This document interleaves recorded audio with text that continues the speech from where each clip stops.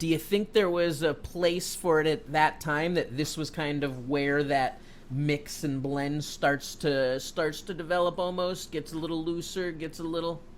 Yeah. What year is this we're talking about here? Probably 93, late 93, early 94? So I think we're about 91, 92 even, but... Oh, wow.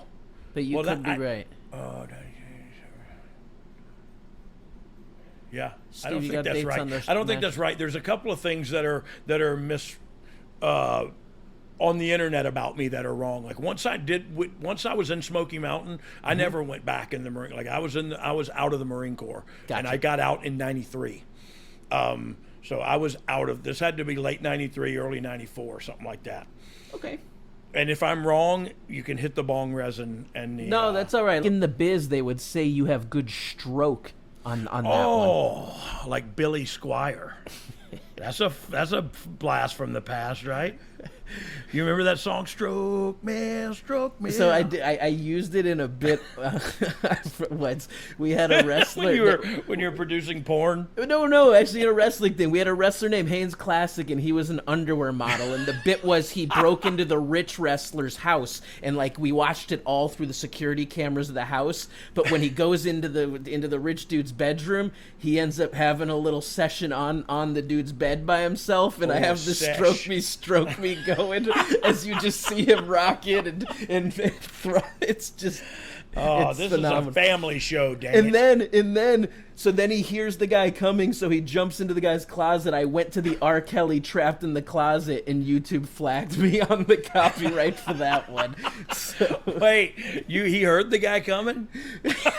Anyway, what are we talking about? Smoky Mountain. Low Quality Music Productions wants to know, did Road Dogg ever stay at the Smoky Mountain Flop House?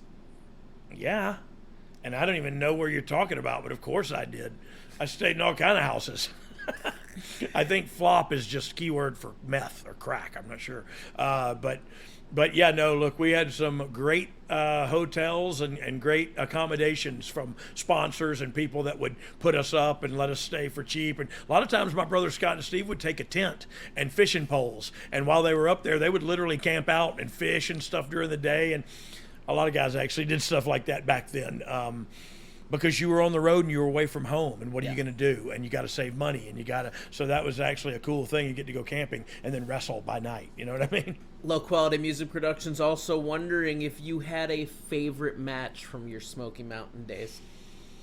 It's probably the one with my dad, where it was short as though it was. I beat my dad at a loser leave town match, dressed up as a black ninja. And I loved that Chris Farley movie, so really I was just excited about the ninja costume. Beverly Hills Ninja. Yes, of course. Big fan. Who isn't? Who isn't? Let's be honest. They got snubbed at the Oscars. Dog, that's another one, man. No way. We're talking your life. We got through Smoky Mountain right there. A little Southern style promotion not named USWA. Had not been something that was successful after the expansion of the WWF and eventually JCP, Jim Crockett Promotions, turning into WCW. Did you think growing up in the business you would ever actually see the territories die? So, look, I'm going to be honest with you. I didn't understand what the territories were because I just watched my dad. You know what I mean? Whatever wrestling my father was on, that's the wrestling I watched.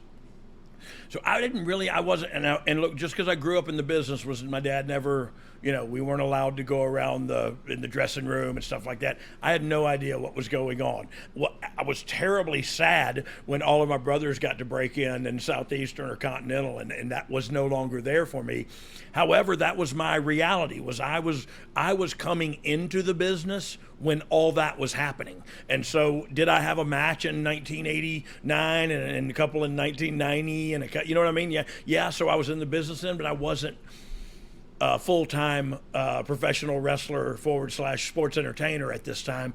And even prior to that, I didn't know what went on behind the scenes. I just knew my dad was a wrestler and I wanted to do that too. And by the time I got in there and running full speed, the territories were gone, And do I wish they were here? Heck yeah, I'd love to work. And look, I got to work in Memphis for USWA. You mentioned their name. I got to work there. I got to work a lot of independent shows, but I would love to have gone to Oregon, or you know what I mean, and got to travel around and do 6-month deals when I was young. That would have been cool.